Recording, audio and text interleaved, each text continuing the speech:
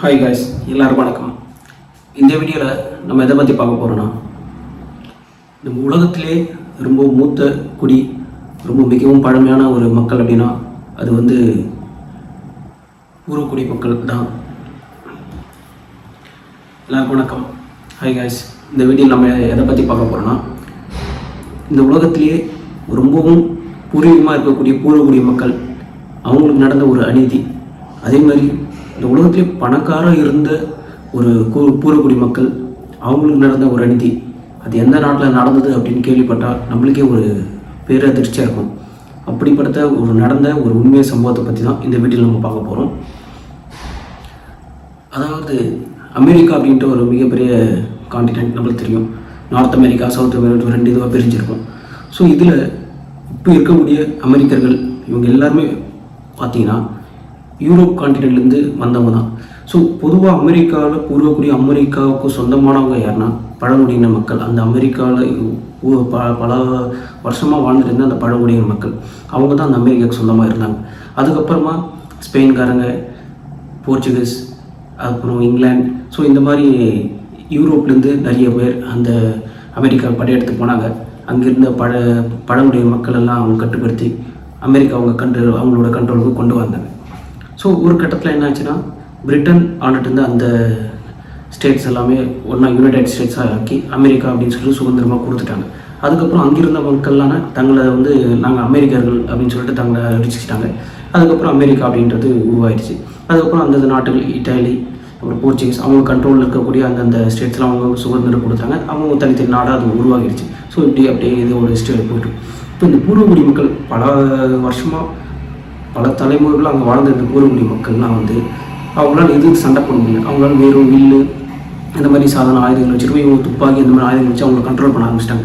ஒரு கட்டத்து மேலே இவங்க இந்த சுதந்திரம்லாம் கொடுத்த பிறகு அமெரிக்க அரசாங்கம் என்ன சொல்லிடுச்சுன்னா, நீங்கள் பூர்வக்குடி மக்களாக இங்கே இருக்கீங்க, சரி உங்களுக்கு நாங்கள் ஒரு குறிப்பிட்ட இடத்த உங்களுக்கு கொடுத்துறோம், நீங்கள் எல்லாருமே அந்த இடத்துல போய் இருந்துங்க.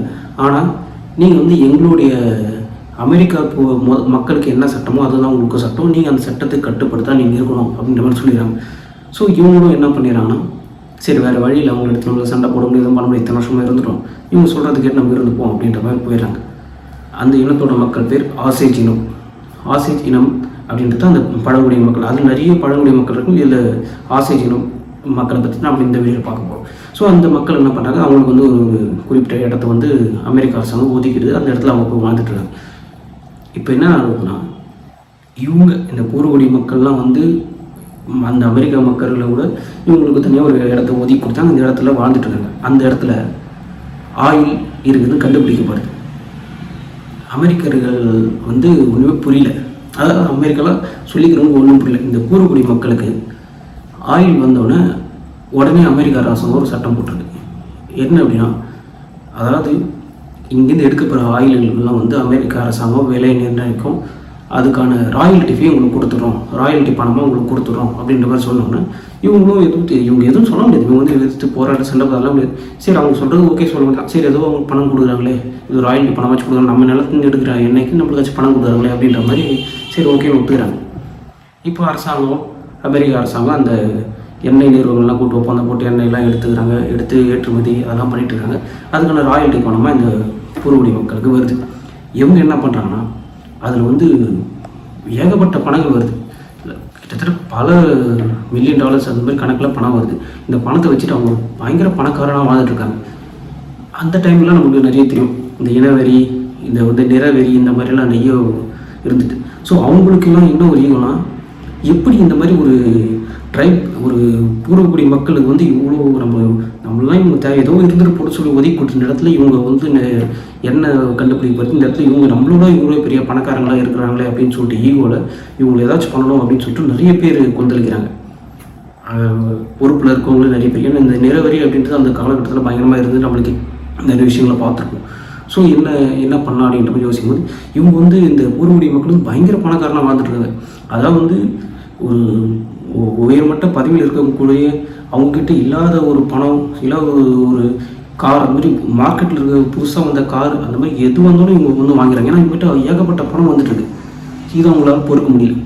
என்ன பண்ணலாம் என்பது உடனே அமெரிக்க அரசாங்கம் மறுபடியும் ஒரு சட்டத்தை போடுது. என்னென்னா, அதாவது வந்து இவங்களுக்கு வந்து இந்த பணத்தை வந்து சரியாக செலவு பண்ண தெரியல, சரியாக அதை வந்து பயன்படுத்த மாட்டாங்க.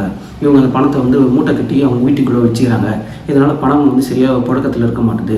அதனால் இவங்களுக்கு ஒரு கார்டியன், அதாவது ஒரு குடும்பத்துக்கும் ஒரு கார்டியன் அவங்கள வந்து அமெரிக்க அரசாங்கமே நியமிக்கும் அப்படின்ற மாதிரி ஒரு சட்டத்தை போடுறாங்க. இவங்க என்ன பண்ணுறாங்க, இவங்க வழக்கம் போல் சரி ஓகே அவங்க என்ன சொல்கிறாங்க நம்ம கேட்ட வேண்டியதான், நம்ம எதிர்த்து பேச முடியாது அப்படின்றது சரி அதுக்கும் ஒத்துக்கிறாங்க. இப்போ என்ன ஆகுதுன்னா அமெரிக்கா அரசாங்கம் அதே மாதிரி சட்டம் போட்டுருச்சு.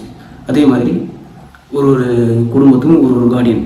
அவரு என்ன பண்ணுவார்னா அந்தந்த குடும்பத்துக்கு சொந்தமான நிலங்கள் எவ்வளோ நிலம் இருக்குது, அதில் எத்தனை இடத்துல வந்து இன்றைக்கி ஆயில் எடுக்கிறாங்க, அதில் எவ்வளோ இவங்களுக்கு பணம் வருது, இன்னும் மொத்தத்தையும் அவர் தான் கணக்கு பண்ணுவார், அவர் தான் எல்லாத்தையும் பண்ணுவார். ஆனால் அவருக்கு உரிமை கிடையாது. அவர் வந்து கார்டியன், அவங்களுக்கு கணக்கு அவங்களுடைய ஃபுல் மொத்த கண்ட்ரோலையும் இவர் தான் வச்சுப்பார், யார் என்ன ஏதுன்னு சொல்லிட்டு. அதாவது எப்படின்னா நிலம் அவங்களது, காசு அவங்களது, ஏக்கர் கணக்கில் நிலம் அவங்களது, அதுலேயும் எண்ணெய் எடுக்கிறது எல்லாமே மொத்த சொத்தும் அவங்க தான். ஆனால் அனுபவிக்கிறது மட்டும் இவங்களுக்கு கேட்டு அனுபவிக்கணும் அப்படின்ற மாதிரி தான் பாயிண்ட். அது சும்மா பேருக்கு நிலம் எந்த அப்படின்னு சொல்லிக்கிற மாதிரி தான் மக்கள் அப்படியே இருக்காங்க. இதில் என்ன ஆகுதுன்னா இந்த கார்டியன்ஸ்லேயே நிறைய பேர் வந்து ஒரு சில பேருக்குலாம் வந்து கொஞ்சம் பண ஆசைலாம் கொஞ்சம் அதிகமாக இருக்கும். ஸோ இல்லீகலாக எப்படி சம்பாதிக்கிறது அப்படின்ற மாதிரிலாம் பண்ணுறாங்க. அதாவது முறையான கணக்கு வழக்கெல்லாம் கிடையாது.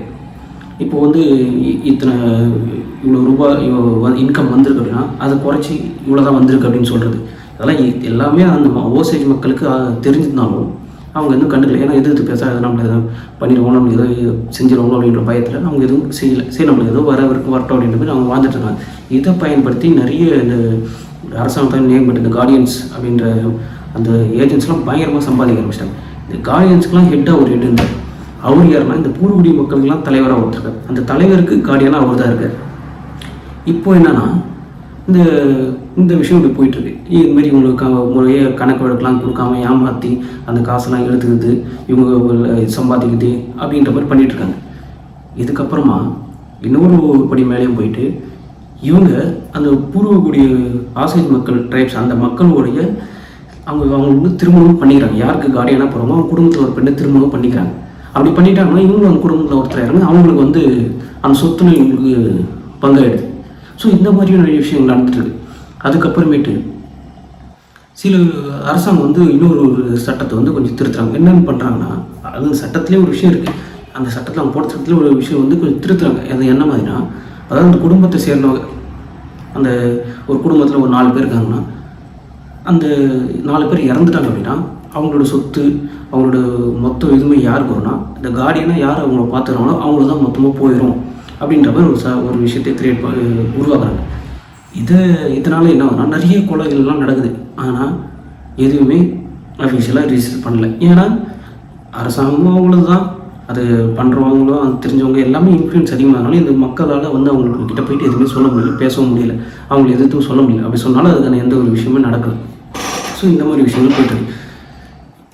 அதுக்கப்புறம் என்ன நடக்குதுன்னா அந்த ஆசேஜ் மக்களோட தலைவர் என்ன பண்ணுறேன்னா அந்த பொறுப்பில் இருக்கக்கூடிய அந்த அமெரிக்க அரசாங்கம் ஒயிட் ஹவுஸில் இருக்கக்கூடிய ஒரு முக்கியமான பொறுப்புகள் இருக்கக்கூடிய ஒருத்தர் வந்து அந்த அவங்களுடைய அந்த ஆசேஜ் மக்களுடைய இனத்துக்கு ஒரு இன்சார்ஜாக இருக்கார். அவங்ககிட்ட வந்து இந்த மாதிரி விஷயத்த சொல்கிறாங்க. இந்த மாதிரி வந்து எங்கள் மக்கள் வந்து நிறைய பேர் வந்து மர்மங்கள் கொல்லப்படுறாங்க, எங்களுக்கு அதுக்கான யார் பண்ணுறாங்க என்ன பண்ணுறாங்க தெரிஞ்சும் யாரும் சரியான ஆக்ஷன் எடுக்க மாட்டாங்க, பயப்படுறாங்க. ஏன்னா யாராவது ஒருத்தர் ஆக்ஷன் எடுக்க முயற்சி பண்ணாங்கன்னா அவங்களும் மர்மமான முறையில் இறந்து போயிடுறாங்க.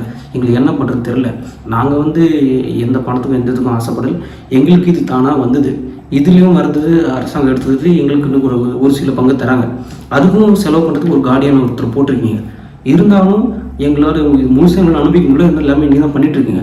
அப்படி இருந்தும் இது மொத்தமாக எடுத்துன்னு சொல்கிறது அந்த விஷயத்துக்காக இங்கே நிறைய பேர் கொலைலாம் நடக்குது, ஒரு குடும்பமே அழிஞ்சு போடுது, எங்களை வந்து பாதுகாக்கணும், எங்களுக்கு வந்து ஏதாச்சும் ஒரு பாதுகாப்பு வேணும் அப்படின்ற மாதிரி இவர் வந்து ஒரு விஷயம் இவரோட இனத்தோட விஷயத்த சொல்கிறார்.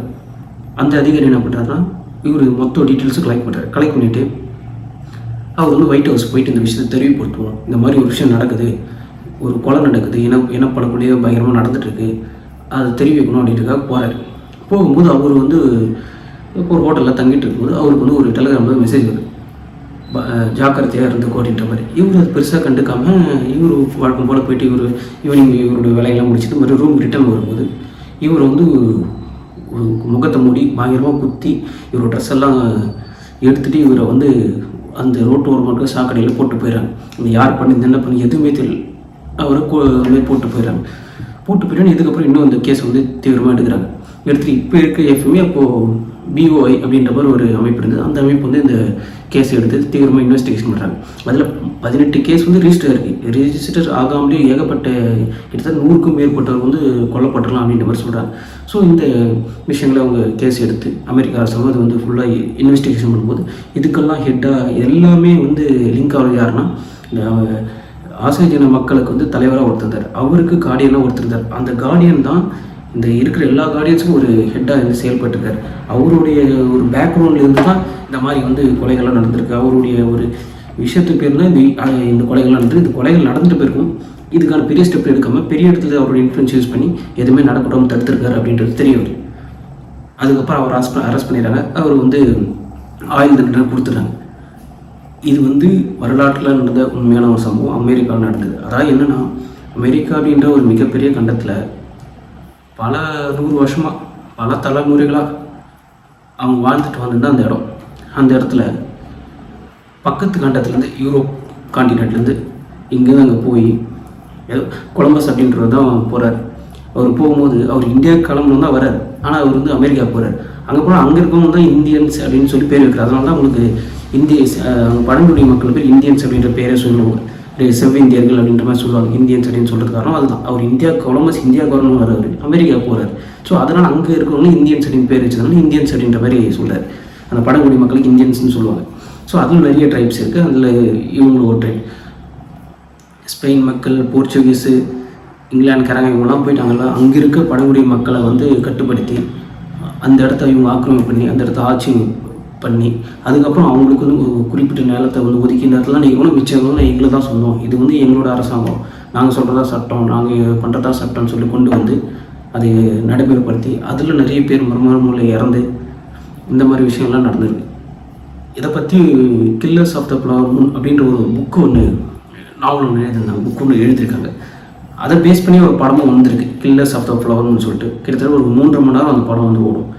அமேசான் ப்ரைமில் இருக்குது அந்த படம். நீங்கள் யாராவது டைம் படிச்சிங்கன்னா படத்தை பாருங்கள். அந்த படம் இன்னும் ரொம்ப லைவாக இருக்கும். நம்ம